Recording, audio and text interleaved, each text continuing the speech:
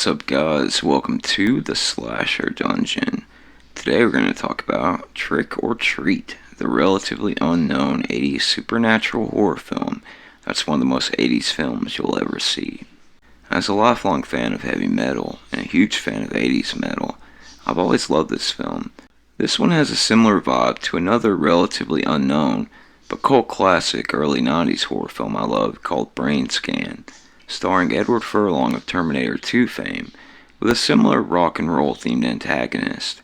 And both films are the type of movies that could only have come out of that MTV era. I would recommend both of these to my viewers, and I may do a brain scan video at some point, but today we're going to talk about Trick or Treat. In this film, heartbroken over the death of his favorite metal artist, a bullied high school metalhead receives a mysterious unreleased demo of the deceased musician's last work, and he's soon haunted by the specter of his dead idol.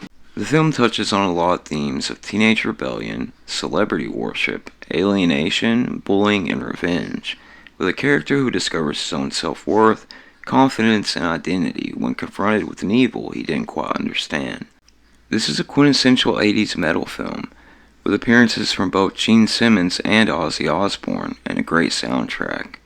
The film is a lot of fun, and is a classic revenge story, with the main character reveling in the sadistic comeuppance he dishes out to his high school bullies. But things quickly get out of control, and the film has a good lesson here about revenge never being the answer, as it all comes back to bite him, and he's forced into a life or death struggle against the dead musician he once worshipped.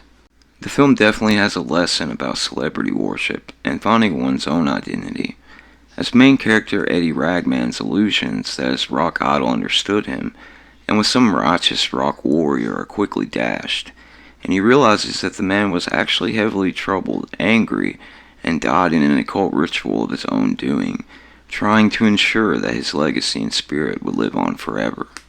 Like Brain Scan, the monster of this film embodies all the worst aspects of the main character, like Sigmund Freud's It come to life, trying to bring out the most primal and violent characteristics of the protagonist, only for the main character to discover their true ulterior motive, and realize they're being used as pawns in the villain's own game. I won't dwell too long on the plot of the film, because there's a lot here to love, and I hope my viewers will check it out. But I just want to say that this is a great film about bullying and alienation, and the temptations of revenge and violence, and the need to rise above these things and go your own way. I think that underneath the 1980s heavy metal trappings and aesthetic of the film, it has a great message, and it's cathartic to see main character Eddie grow into a more confident person, and embrace his own identity instead of worshipping someone else and hanging onto their every word as gospel.